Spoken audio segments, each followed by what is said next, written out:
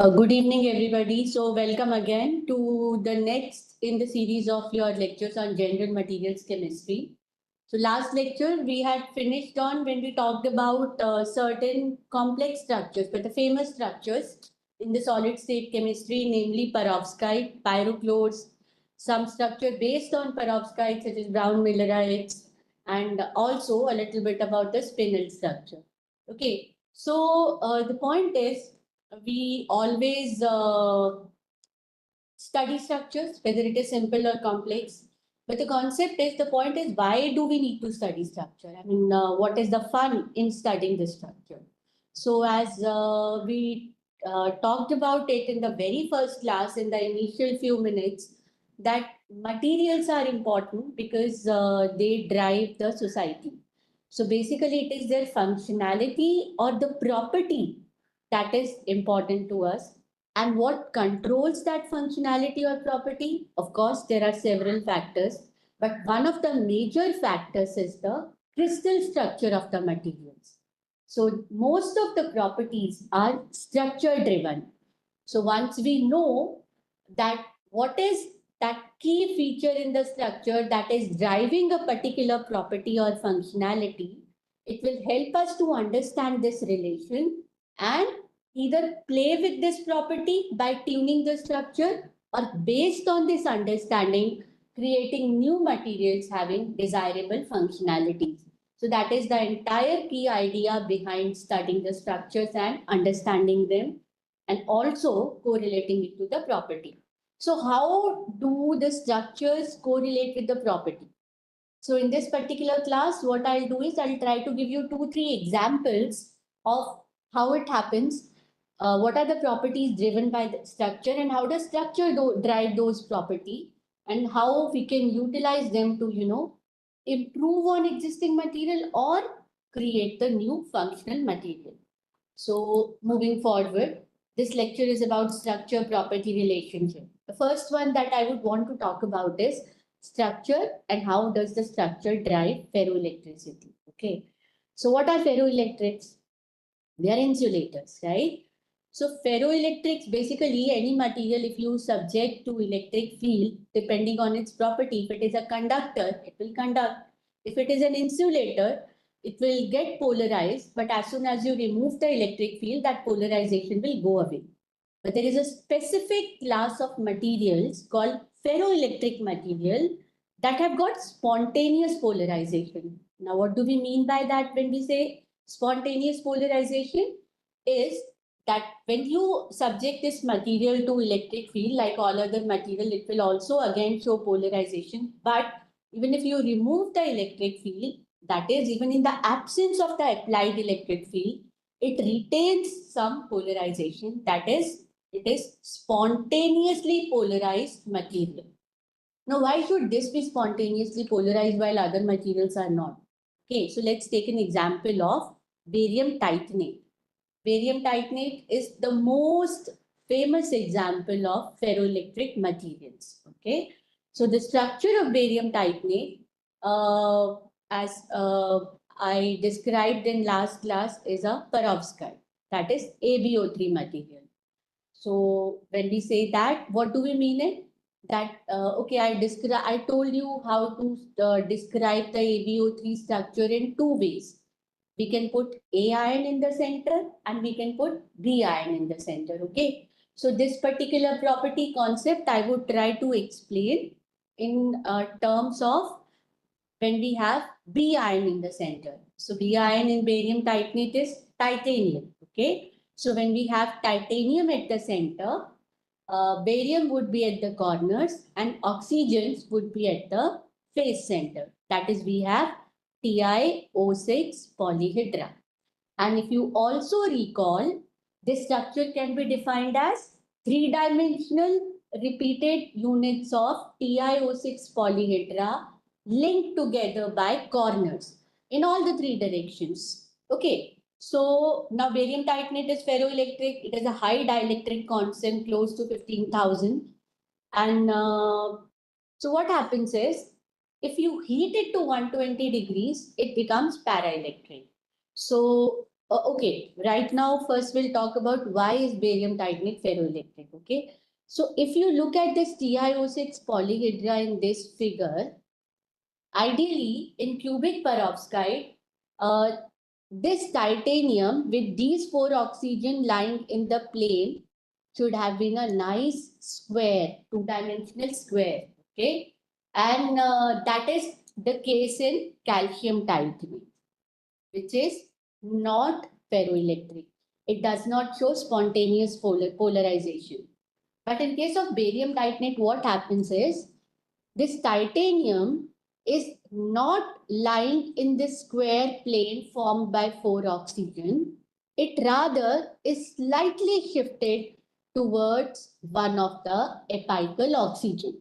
Okay, shifted by as small as 0.1 angstrom.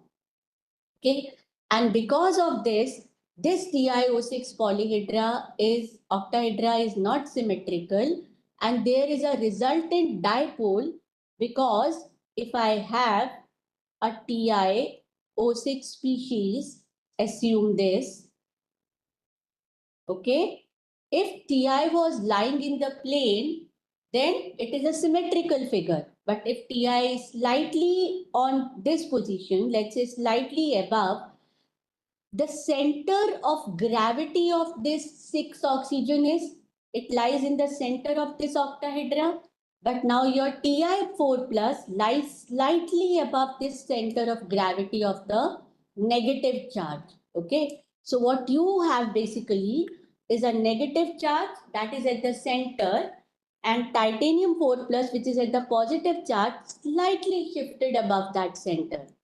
That creates a permanent dipole. Okay, this is how we denote the dipole. Now, this is just one polyhedra. You have a three-dimensional arrangement of polyhedra. Okay, so these little dipole movement in all the polyhedra ultimately result in the net polarization for the entire barium titanate, rendering it ferroelectric. And that is why even if you remove the what does electric field does in this case? Now there are spontaneous spins in all the TiO6 polyhedra, so it has some random spontaneous polarization and is ferroelectric whether you apply electric field or not.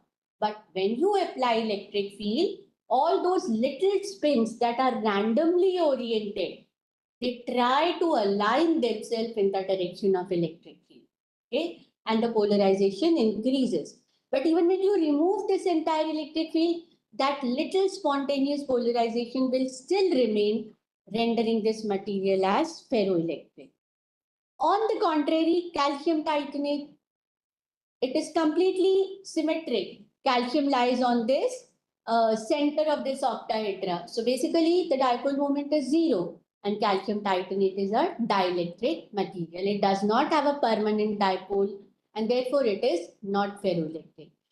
And this barium titanate also, when you start heating it, okay, so what will happen is all these spins, they will start getting randomized because you're increasing the temperature, that increases the motion. At 120 degree, what will happen is this with temperature, the bonds expand. At 120 degree, the expansion will happen, and this polyhedra will become symmetric. Titanium will fall down in the center of the symmetry, and the barium titanate will show a phase transition towards cubic structure. As such, when your titanium is towards one of the apical structure, it is in the tetragonal phase. Okay. And as you heat it at 120 degree, it shows phase transformation to cubic.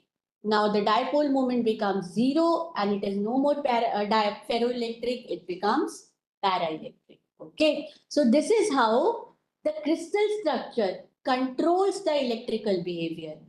Now, how does like what information do I get out of it? The most important information it tells me is if I'm looking for a ferroelectric material, if I have to design a ferroelectric material, I have to be sure that the space group is non-centrosymmetric.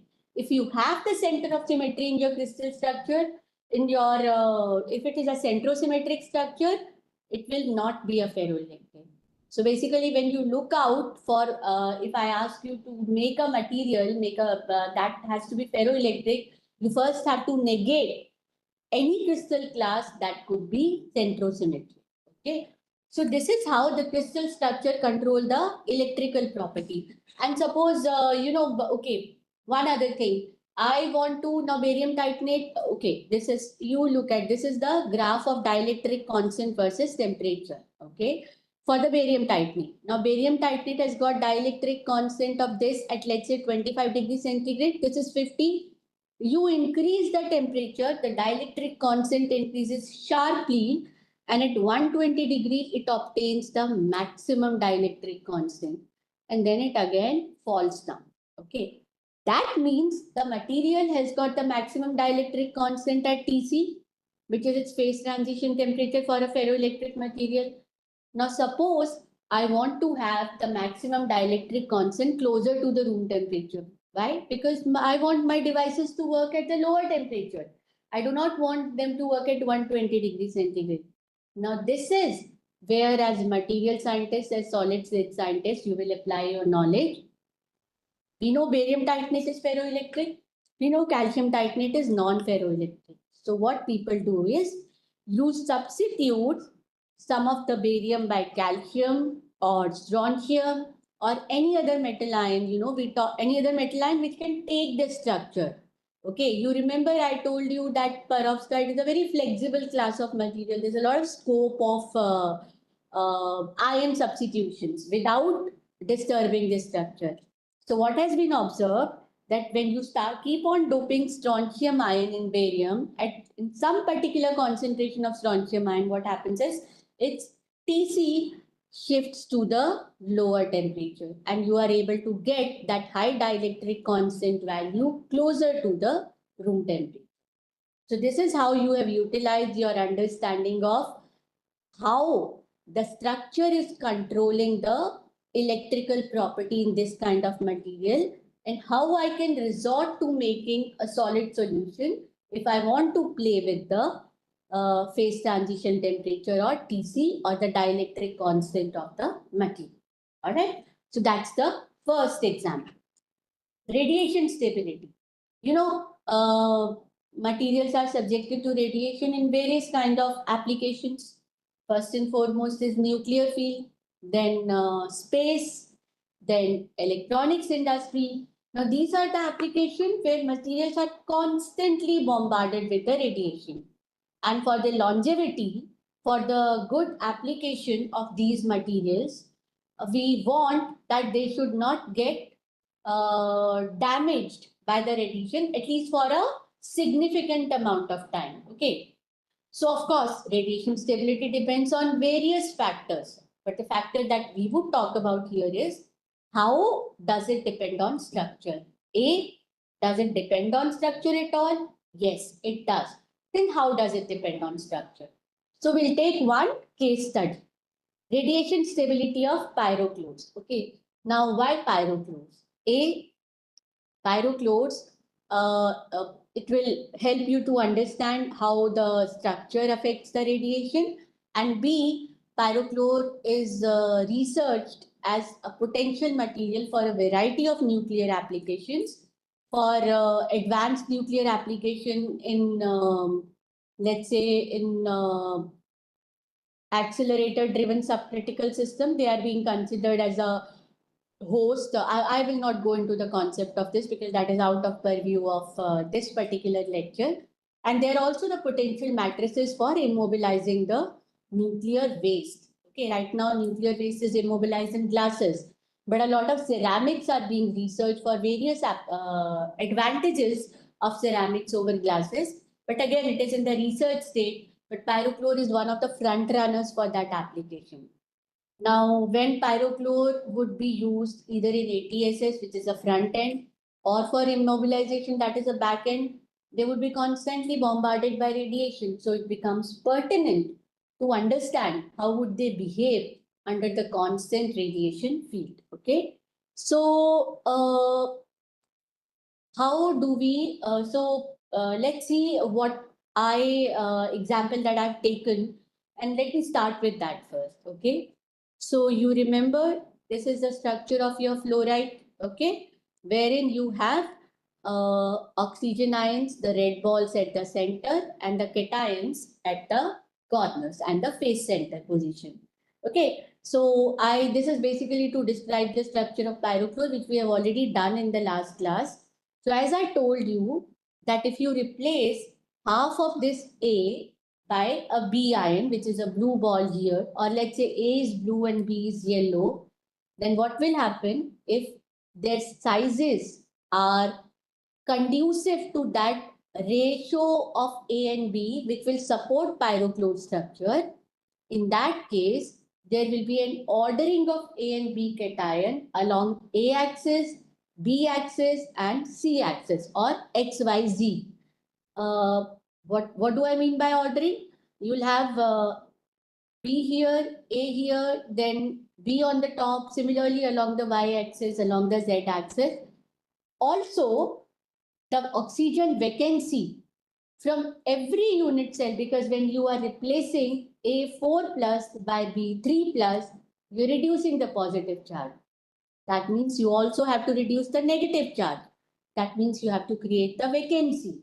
Now, when we are talking of the pyrochlore structure, other than AB ordering, even the vacancy would order. That is, from every unit cell, the vacancy would be taken away from a particular lattice site. Okay, now this is important in context of the radiation stability. So we say that of course, this is only a guideline, but in general, pyrochlore structure will happen for a combination of A and B only when the ratio of A and B is between 1.35 to 1.6. If the ratio is less than this, that means A and B are quite similar in size and they would not want to order. Why would they want to order when they are almost similar? And if it is bigger than this particular value, then it will not adopt pyrochlore structure, because now they will form a different kind of structure. Okay. Now we want to understand how does this affect the radiation stability. Okay. So for this, an experiment was designed.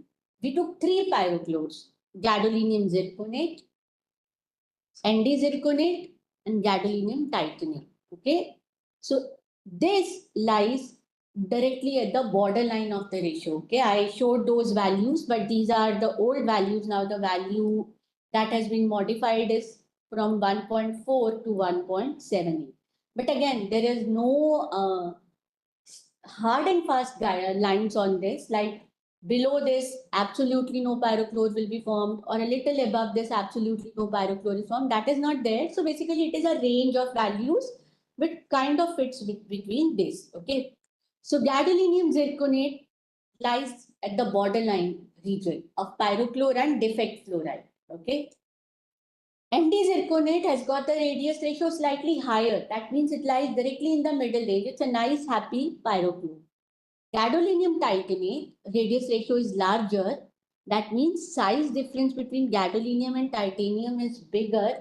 It adopts a perfectly ordered pyrochlore. So as we go down from gadolinium zirconate to gadolinium titanate, the ordering increases. Okay, they become more energetically favorable pyrochlore.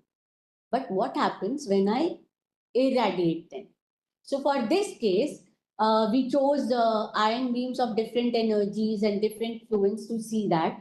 But I would take the example of only one fluence and one energy to show how the behavior of these material would differ. Okay. Now, before I go into all this, since this is a new area for most of you, when the radiation falls on the material, it can do a lot of things to it.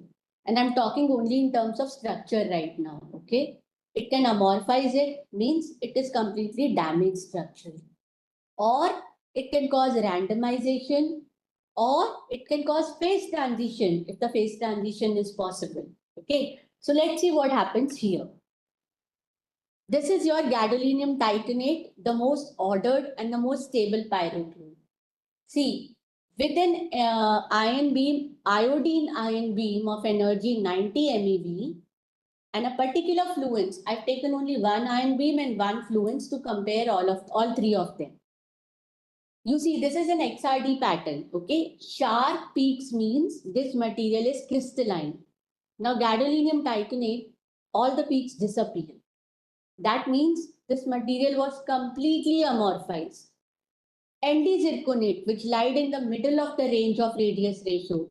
As you can see that the crystallinity is there because you can see the XRD peaks, but there is a lot of turbulence in the background. That means damage has happened to the crystal structure.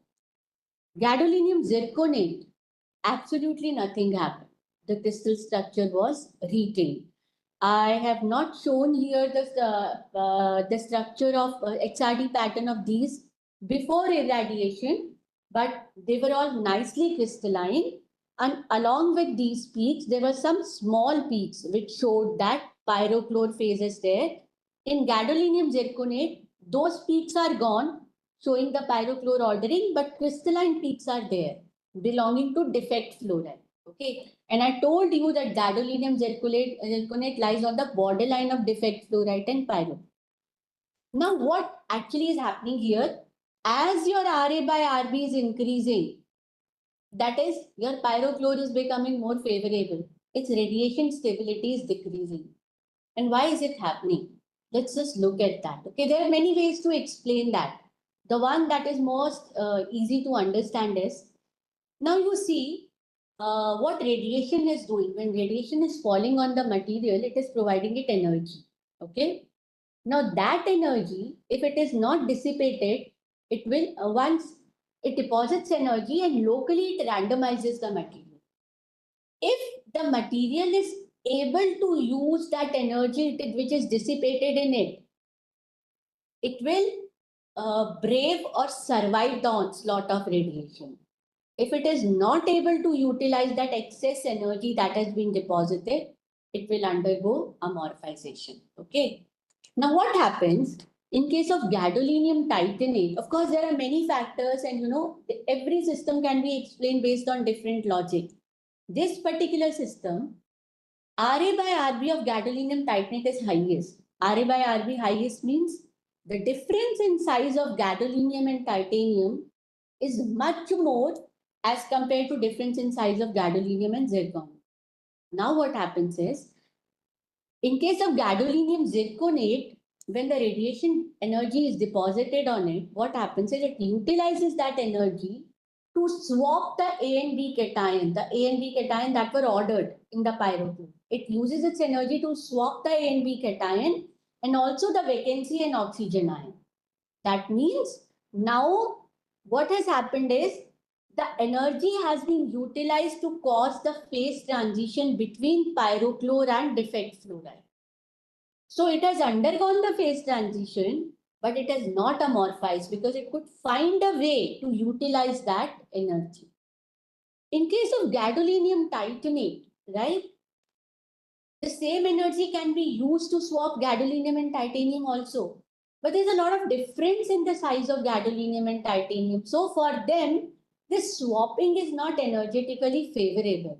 That is, titanium would not like to occupy the place of gadolinium, and gadolinium will not want to occupy the place of titanium when both of them are together, because the size difference is too much. They just cannot remain together in randomized state. So what they do is, the only option they have is energy is deposited, they can't utilize, and they amorphize. Anti-zirconate lies somewhere in the middle and it gets damaged, but it still retains its crystallinity at this particular fluence. You know the interesting thing? When we went to even higher fluence of 10 raised to the power 14 ions per centimeter square, even this thing amorphized. But gadolinium zirconate was stable and crystalline up to the highest energy and highest fluence that we could use in our experiment. So what ultimately it tells me? It tells me that if your crystal structure lies on the borderline of two phases, that is, if there is a possibility of phase transition in your material, that material is expected to show good radiation stability against irradiation. Okay, that is, there is a better probability of it surviving amorphization. Okay, so there for every structure there is a different way that you can explain its radiation stability, and then you can utilize those concepts to design superior radiation stable material. This particular study, I repeat, brings forth the point that if there is a possibility, if your structure is such that it is borderline of two structure, if your composition is such that it is on the borderline of two structure, then it has the better probability of surviving the radiation onslaught. Okay. Third example. Okay, let's take a 2 minutes break and then get back. Meanwhile, if you have any questions, please type in the chat box.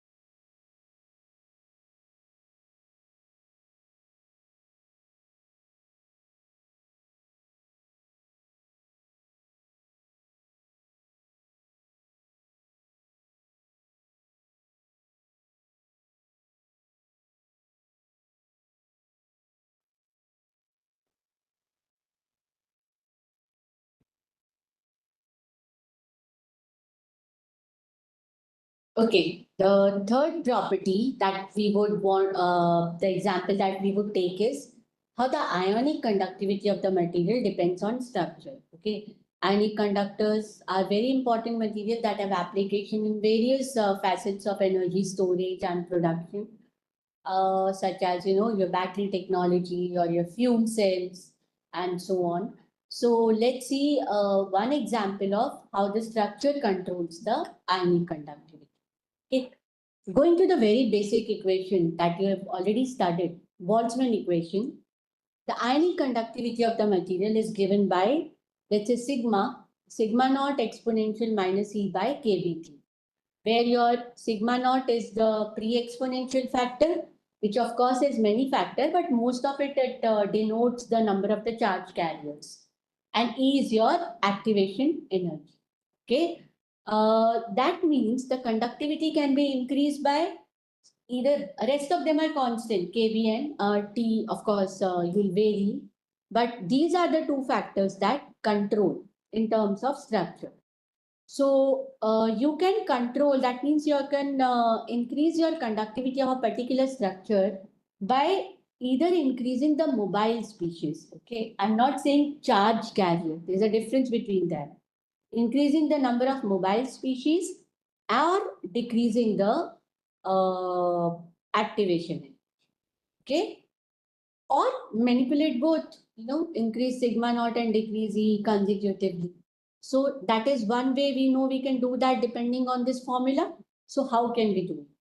Again, taking the example of pyrochlore structure. Okay. So pyrochlore structure, see, you might have as many charge carriers as possible, but unless they are given proper pathways to move, okay, they will not be able to contribute constructively to the conduction of the material. That means their mobility has to be high. That means there has to be proper pathways for them in that particular structure to move, which should be, the pathway should be available for ionic conduction. Now, in case of pyrochlore structure, it is an ordered structure, right? Ordered structure means you can actually imagine, okay, uh, you have, let's say, wooden sticks that are lying parallel to each other. Okay. When they're parallel and they're arranged in an ordered manner, you know that you can move in between those sticks and there won't be any hindrance. But if I place those wooden stick crisscross, of course, you will have difficulty passing through them without, experiencing any kind of hindrance. So that exactly happens when you have pyrochlore structure. It is an ordered structure. It provides you proper pathways for conduction. So that means it has lower activation energy, but then its charge carriers are also less, because they're very happy in their own lattice site. They're ordered. Whereas in case of defect fluoride, it is a disordered system. Now the charge carriers are more because it is disordered. No, they can occupy whichever. Normally in pyrochlores and defect fluoride, the ionic conduction happens by movement of oxide ions. Okay, because now oxide ions and vacancies are randomized, so more number of charge carriers are available. But they're also crisscross. There is randomization, so the proper pathways are not as much available as in the case of pyrochlore structure. So this one has got higher activation energy, but also higher sigma, right? And what I want is lower activation energy and higher sigma. That means I can tune the structure to obtain these two favorable factors. So how can I do that? Okay, strategy is you take pyrochlore structure. This fellow gives you low activation energy, but then this also gives you lower number of charge carriers. Create some amount of disorder in it so that you do not compromise a lot on activation energy, but still you are able to generate some charge carriers. Okay, and that pyrochlore is a very, very good example to do that. Why? Because I know that I can alter the composition of A and B to alter RA by RB. That in turn can alter the ratio, the extent of ordering. Okay. That means I can go from pyrochlore to defect fluoride or defect fluoride to pyrochlore by controlling my RA by RB, in turn by controlling what I am substituting at A and B side. That's a fun part of it. Okay. So one example is that we took ND2ZR207, which is an ordered, perfectly ordered pyrochlore.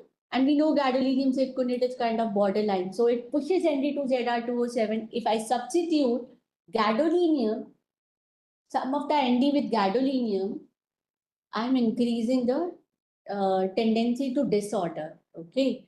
So I'm playing with RA by RB and let us see how that affects my ionic conductivity.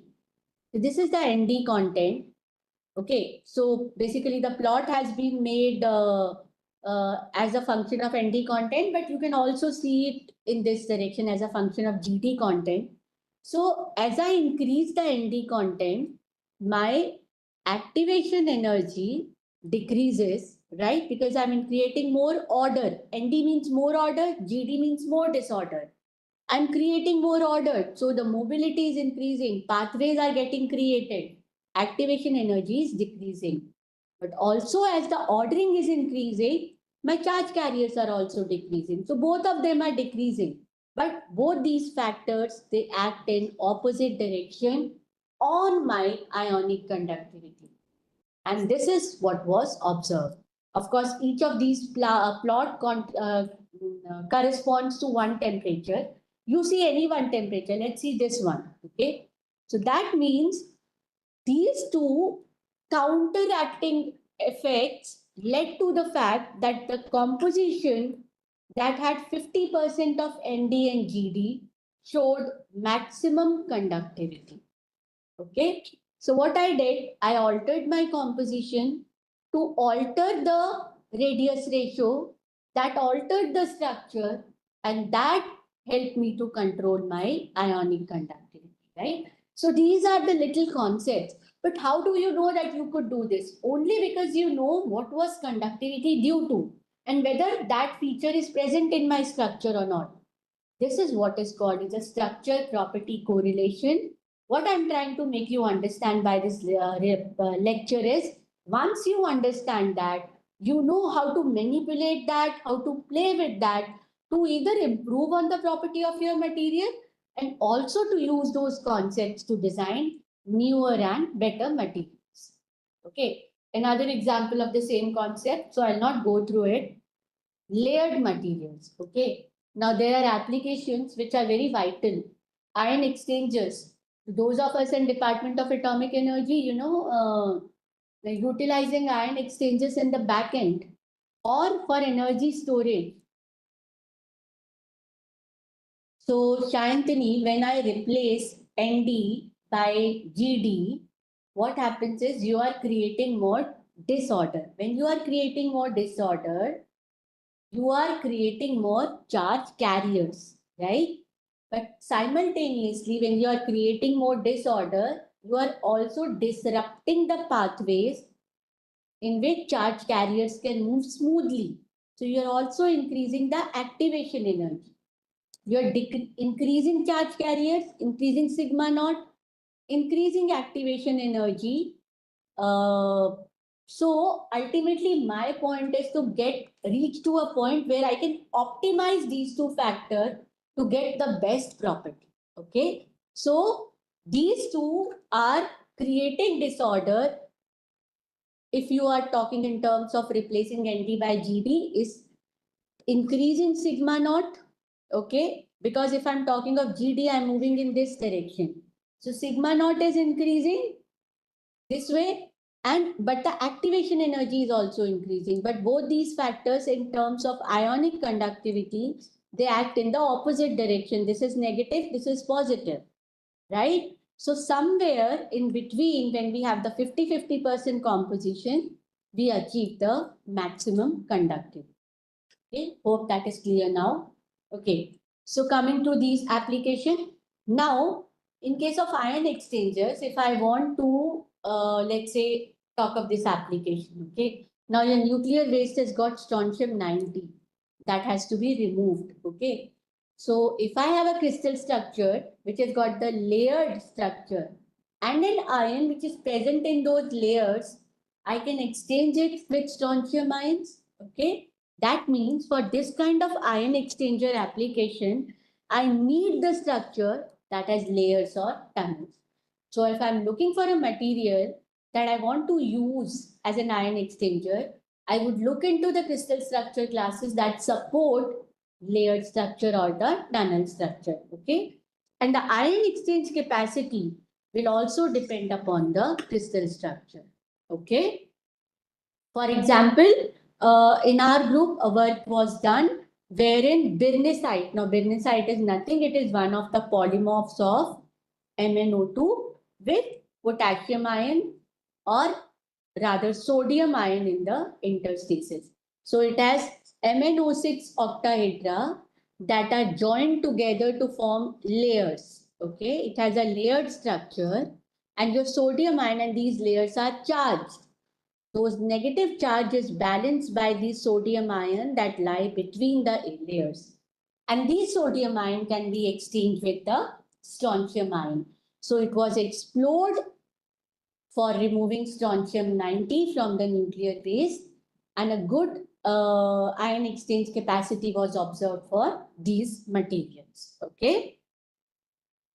Similarly, for battery application, so those of you who do not know what a battery consists of, your present day lithium ion battery, nowadays, of course, they have NMC, but up to very recently, lithium cobaltate was there. What happens is you have graphite at one end, one electrode, and your lithium containing material at another electrode. Okay. And when you charge it, lithium from this material passes through the electrolyte and goes to graphite. And when you discharge it, the reverse thing happens. That means if I want to have a battery, all of us want to have a battery that is stable for many years. It will undergo continuous process of charging and discharging, right? When lithium ion is getting removed from this crystalline material, like present case, it is lithium cobaltate or LNMCO, the structure should not crumble, because if it crumbles, your battery would go waste. It will go bad. Okay, that means now your crystal structure has to have tunnels or layers where from which the lithium can pass again and again without causing any disruption to the structure.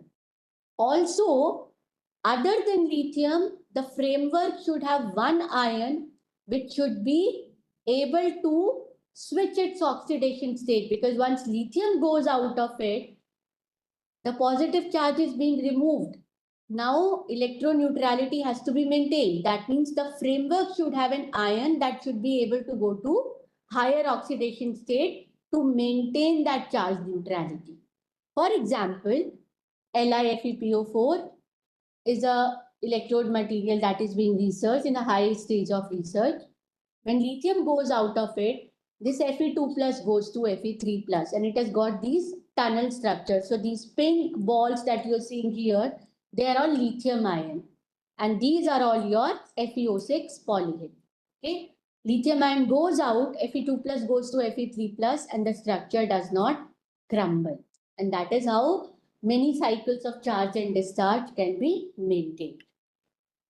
Okay, so this is how it looks like. LiFePO4, lithium is getting removed during charging, and it goes to Li1 minus X FePO4, where iron is in the both the oxidation state. Okay, so basically the concepts that we discussed in today's class is that functionality of any material is strongly dependent on its crystal structure. We have to know that correlation if we want to improve the functionality of my material, or if I want to design newer material.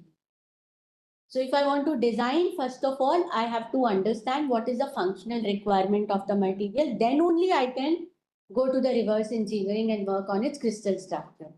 For example, if I want to design an ionic conductor, I have to see that its crystal structure or its composition should have species that is mobile.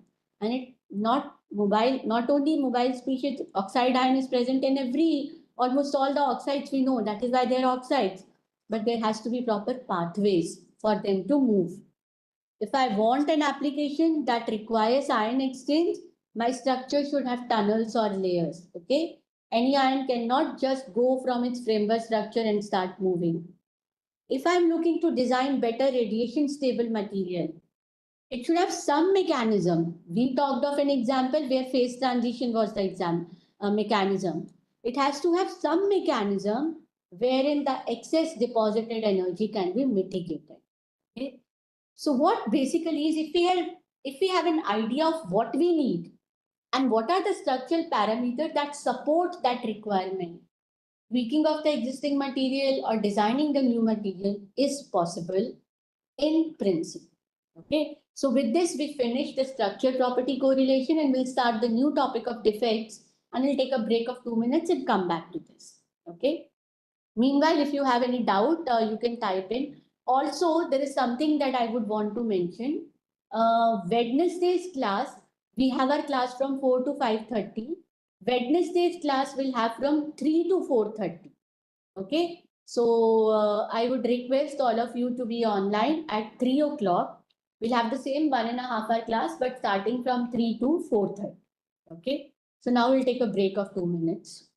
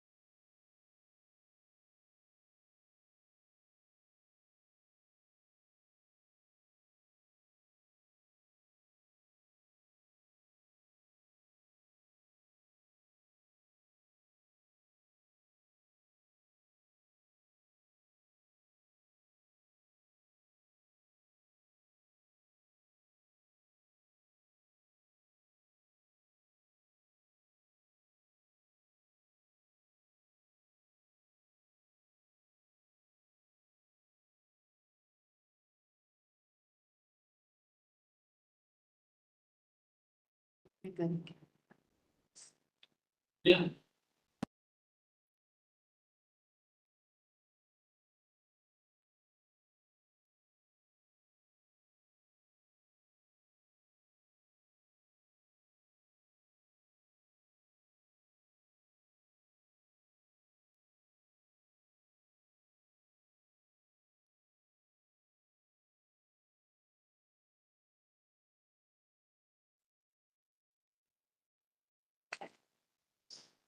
Okay, so we'll start with another interesting topic in material science, that is about defects. Okay, so why are defects important, right? Uh, Basically, what are defects, first of all? Any imperfection or irregularity in a regular geometric arrangement of an atom in a crystalline solid is called a defect. So when I talk about a crystalline solid, what I assume, what I visualize is that there would be a 3D periodicity, absolutely no hindrance in between, no imperfection. That is my idea of a complete crystallinity. But whenever there is an imperfection, even the smallest one, in this regular arrangement that I talk about, that is called as defect. Okay. Do they affect? Of course, they affect. They affect the electrical properties, mechanical properties, the optical property, reactivity, and these ultimately lead to a lot of functionality. What I mean to say is, defects are not always bad. In fact, defects are most of the time controlled to control the property of the material. Okay. So as they say that perfection is boring. If all of us are perfect, then there is absolutely no fun in life.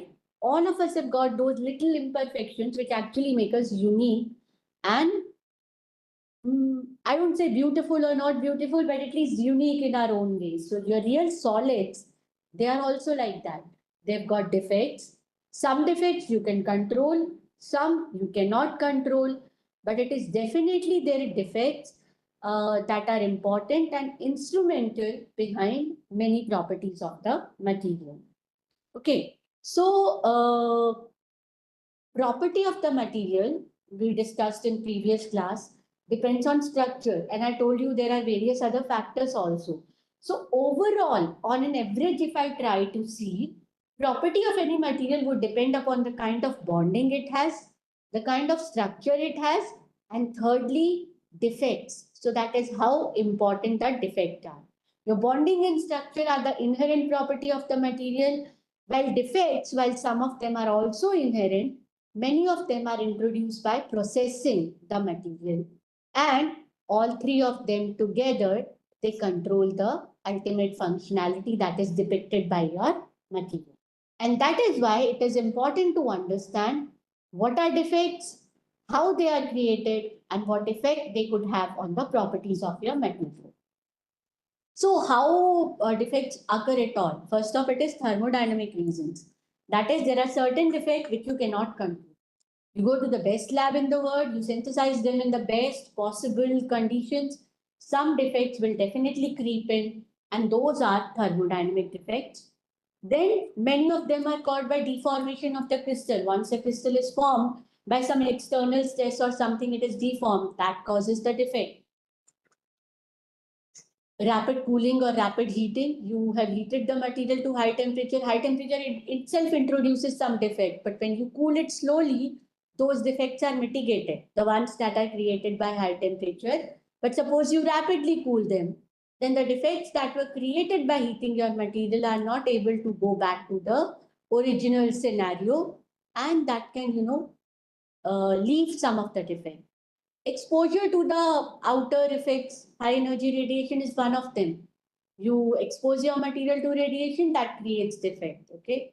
And while you're synthesizing, any sort of disturbance that has been caused, might create defect. So there are various factors, that can cause the defects to occur in your material. What are the basic two defects that can occur in the material? The common understanding says vacancy, that is, one atom or a group of atom or a molecule is missing from the site that was allotted to it.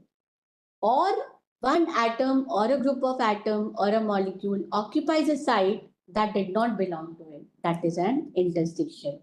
So vacancy and interstitial are the two basic defects that occur in a material. Okay. And when we study any branch of science, we do certain sort of classifications. Classifications help us to understand them better.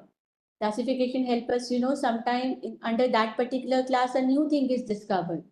So if we are able to classify into a particular class, then even if we do not study that particular thing completely, by virtue of the fact that it lies under that classification, we can predict many properties. So the defects are also classified by various criteria. One is thermodynamic factors, whether they are thermodynamically created or non-thermodynamically created, based on their dimensionality. 0D, 1D, 2D, we'll talk about that. Whether they are intrinsically present or you have extrinsically created them. And whether they affect the stoichiometry or they do not affect it at all. Okay. Now, what are thermodynamic defects and why do they occur at all? Okay. So thermodynamic defects are the defects that lower the free energy of the material. And you just cannot avoid them occurring because they are important for the energetic existence of the material. So why do they occur? Let's say I have a completely ordered three-dimensional arrangement of atoms. Okay. So I try to remove one atom from that. Now what will happen is when I'm trying to remove one atom, I'll have to break the bonds that it was forming with the adjacent neighboring atom. Breaking of bond require energy. That is, the enthalpy is positive. But because of the fact that that atom could be any of the n atom that were present there and I can remove any one of them, that introduces the entropy factor. So the entropy decreases. Okay. Now move on to the next extreme. Let's say now the 10% of atoms have been removed. I remove one extra atom over and above that 10%. Enthalpy required is still same because I'm still breaking the similar bonds. But now there's already so much entropy that I've created when I've already removed 10% of atom that now the change in entropy is not much. Okay. So now the free energy would be positive. Between these two extremes, some point will definitely be there where your delta H will balance T delta S and there the free energy would be minimum. Okay. That is why creation of this much defect, you just cannot control. They are thermodynamically controlled defects that happen for the stabilization of the material. Okay. So creation of defect needs energy, delta H is positive. It increases disorder, so delta S is positive. But beyond a certain concentration, the free energy change would be positive. And the energy required to create a defect will be much more than what the system is actually gaining from increasing the disorderliness or the entropy. Now, this particular entropy is called the configurational entropy. And it is given by K log natural W, where K, all of you know, is the Boltzmann constant. And W is how many ways you can create that defect. That is, number of state it can adopt. The number of configuration, suppose that is what I mean to say is if I have to remove one atom, in how many ways can I remove only one atom? That is given by W, and the corresponding entropy is called configurational entropy given by K log natural W. Another interesting thing that you have to understand is, let's say this is the graph of G at temperature T1. Okay. Now, when I increase the temperature, what will happen is now this T delta S factor will become bigger. And this equation of delta H is equal to T delta S will come at a higher defect concentration. That is, if this was N1, this is N2. On x-axis, we have N, that is number of defect. So N2 is greater than N1. That means With increase in temperature, equilibrium defect concentration also increases. That is why when you increase the temperature, the defect increases. Further increase the temperature, this equilibrium will shift to higher number of defects. All right. Now, which defect would be created? Now, there are many defects that can be created. We'll talk about those. The one for which you have to spend least amount of money. That is the one that has smallest delta L. And for the one for which that least amount of money you spend, you get the maximum chocolates. So for which the free energy minimum occurs at the highest defect concentration. That is the defect that would be created. Okay, so before I talk of all these things, let me first discuss the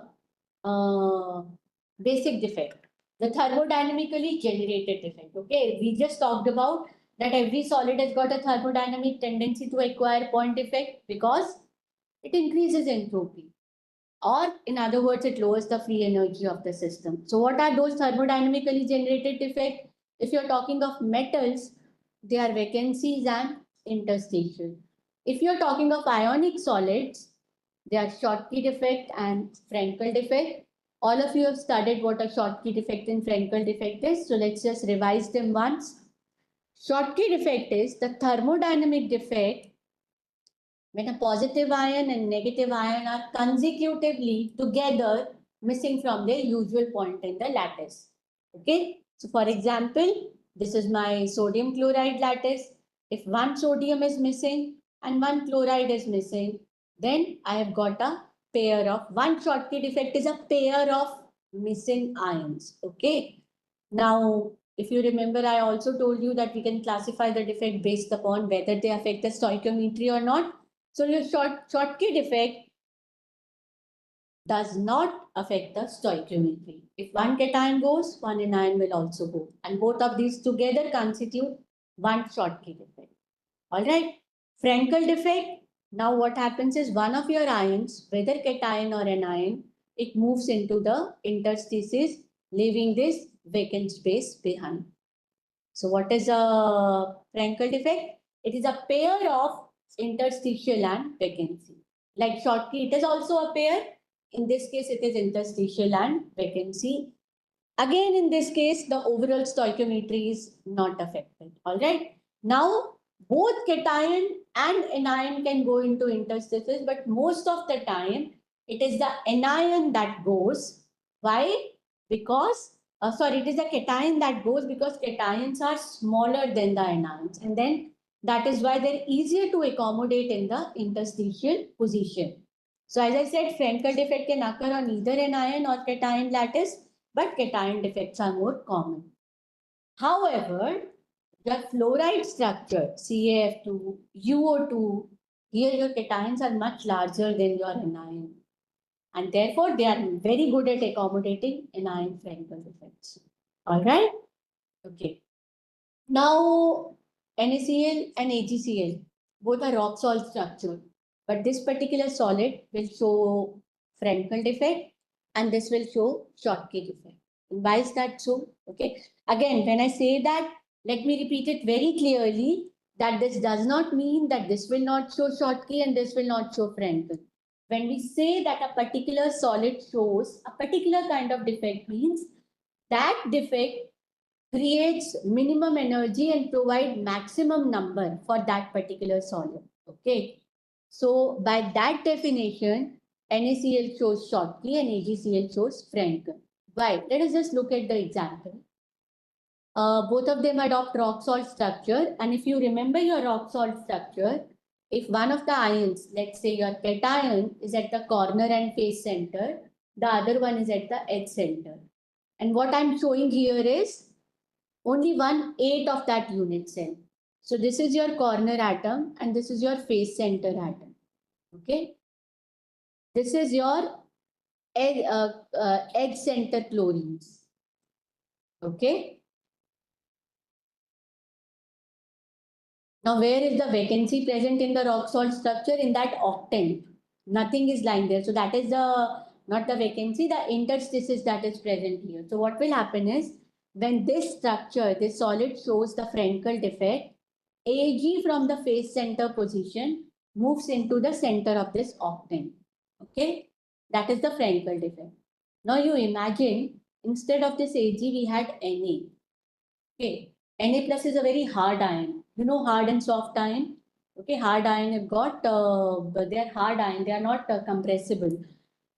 Silver plus, on the other hand, is a more like this silver plus and chloride can have some kind of polarizing attraction, and because it is not very hard, it is okay to occupy this position. But sodium ion, being a hard ion, having a high positive charge density, for this, if this occupies this place, now imagining it in a cavity where it is surrounded by another 4 sodium ion, it is energetically highly unfavorable for it.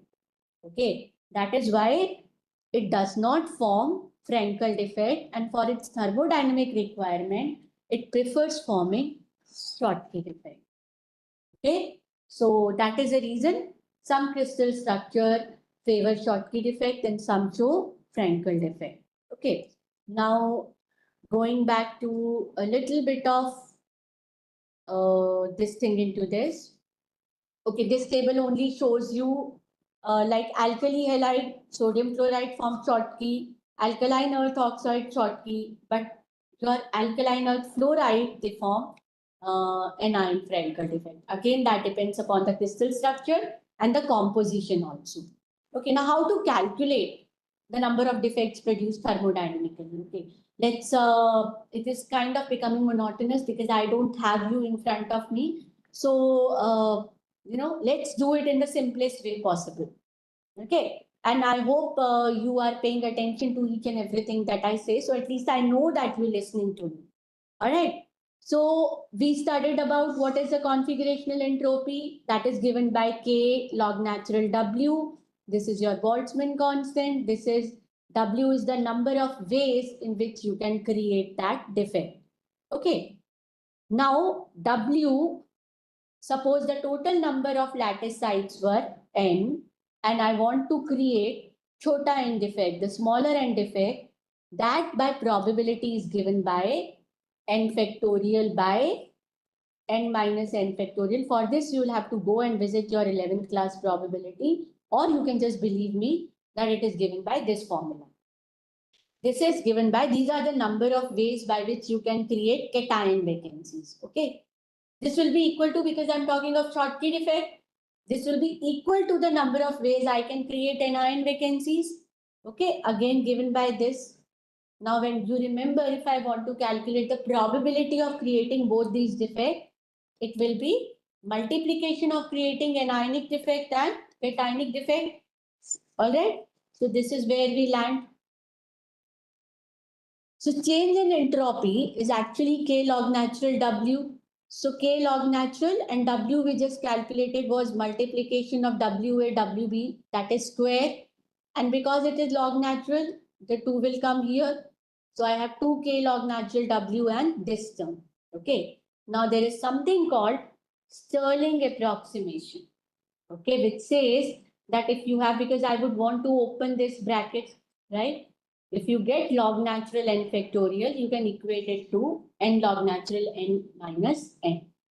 Okay, now the expression, if you put this, will somehow become this. You will have to do it to, verify it. We can't really do it together here, unfortunately, because we are just across the screen. Now for delta G, if I want to, now this is delta S. Your delta G is delta H minus T delta S. Okay. Now let's say I put a value delta HS. That is the enthalpy required to create one Schottky defect. Then I will multiply it by the number of defects that I'm looking at minus T into whatever factor I had here. Okay. Now the simple thing that we have been doing from our BSc. We know, we just saw the graph of this graph. At this minimum point, if I differentiate my delta G value with respect to number of defect, at this minima it will be 0. Okay. So d delta G by d ln S becomes 0 and you equate this expression to 0. And then finally, you'll get something like this and you will get this expression. It is very easy. I'm just doing this because I want to, go through with this thing. Okay. So delta HS is this value, and ultimately from this you will be able to get this. This is your Boltzmann expression if you remember. And we can make it further easy because at any temperature, this is your Avogadro's number. The number of defect that you would be able to create by thermodynamic reasons will be much, much smaller than this. So N minus Ns can be equated to only N.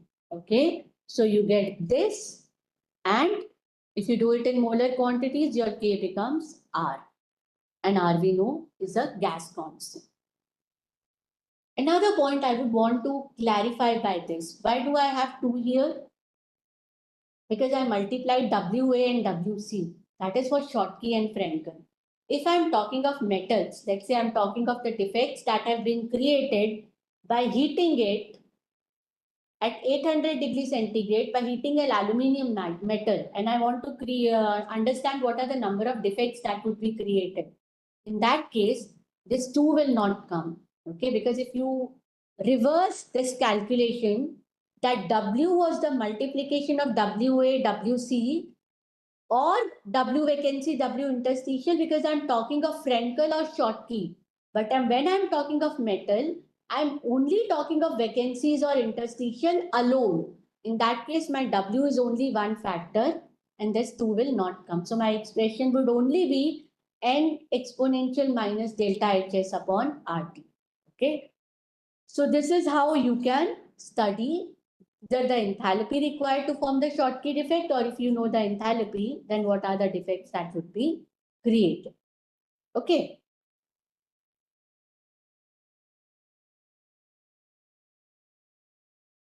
All right, moving on to another 15 minutes. Moving on to a different category of defects that are very easy to understand. So let's just brush them up fast. Color center, there are different kind of color centers possible. First of them is F center. What is an F center? F center is, this is an NaCl crystal. If you see, one of the chloride is missing and that is occupied by an electron. So what is an F center? An electron occupying the anion vacancy. Okay. And what does this, why are they called color center? Because they impart color on your compound. So what happens is, why do they impart color?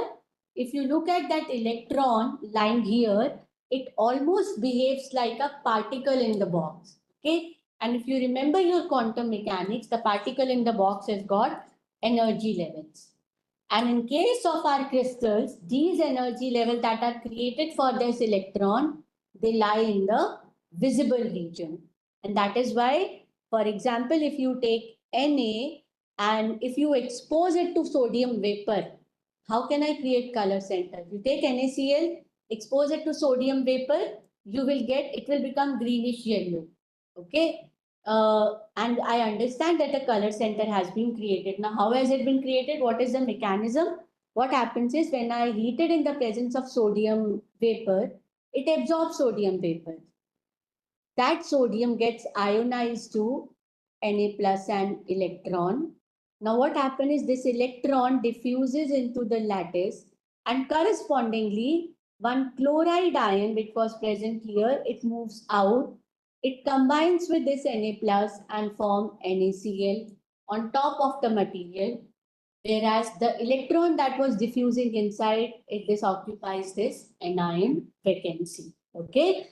And this is a classical example of particle in the box, and that is why they depict these color. Interesting thing is, this color depends upon the host crystal and not on the nature of the vapor. That means if my NaCl was heated not in sodium vapor but in potassium vapor, it would still have been greenish yellow. In that case, what would have happened? Potassium vapor was absorbed. It would have got ionized to K plus an electron.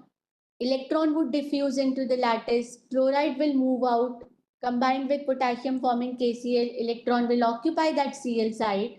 Now, surrounding this electron, despite the fact that it has come out of the potassium, it is only an electron, right? So it will behave in the way in which the surrounding NaCl lattice is forcing it to behave. And that is why the color depends upon the host lattice and not the vapor in which you are heating. Similarly, if I heat KCl in sodium vapor or in potassium vapor, irrespective, it shows a lilac color. Okay, again due to the presence of color center. Now, what are color center? What is an F center? It is an electron, an unpaired electron occupying the anion vacancy. So you can investigate it by ESR. Okay, you can also investigate it by UV visible spectroscopy. Okay, now here the color center was created by heating the material in some vapor. Let's say alkaline chlorides, alkali chlorides, and alkali vapor. If we irradiate it by X-ray, even that will produce color center. But here the mechanism is different. What happened is here Cl minus, it ionizes to Cl plus E minus, and this Cl atom combines with Cl neighboring Cl minus to form the chlorine molecule ion, and this imparts the color on your material. Okay. Now, if this chlorine molecule ion Cl2 minus occupy two lattice sites here and here, this is called a H center. Just a different name for this particular color center.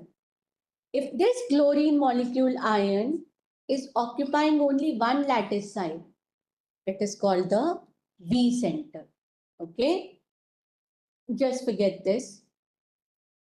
Okay, now for 10 more minutes, let's just try to do this. We can classify the defect based on the dimension. Okay, how big my defect is. Okay, just coming back to the previous thing, color centered, like your Schottky defect and Frenkel defect were the stoichiometric defect. That is, they do not disturb the stoichiometry of the crystal, but that is not true for the color center. They disturb the stoichiometry of the crystal. Okay. For example, for F center, the chloride ion moves out, but the number of Na are still constant. So your crystal has the composition now Na1 plus HCl or NaCl1 minus X. Right? That is why they are the non-stoichiometric defects. Okay. So coming back to classification of defects based on dimensionality, we have 0D defect, 0D why. Now these are the defects, they are occupy exactly one lattice site.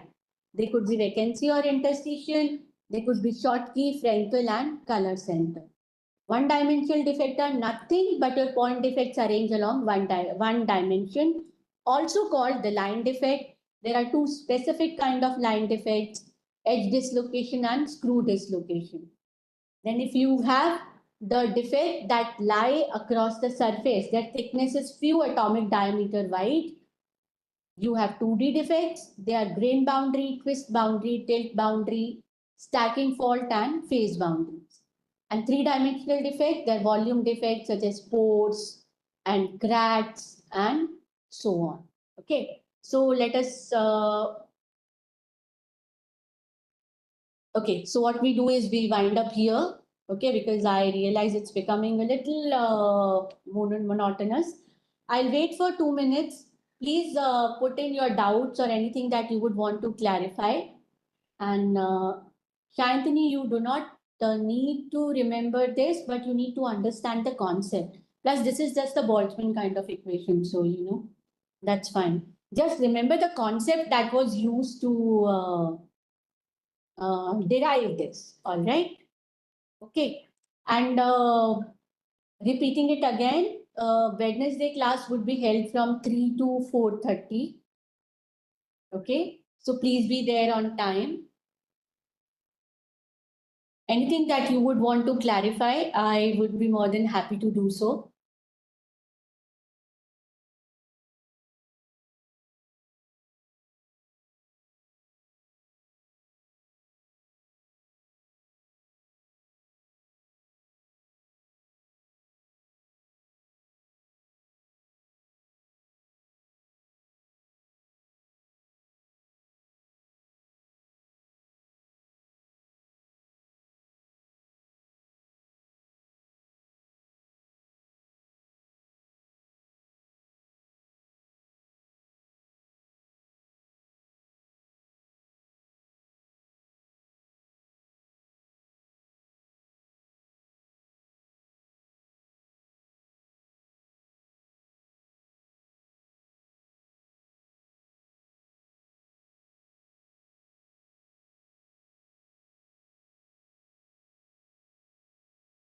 If nothing else, then we'll wind up this class here.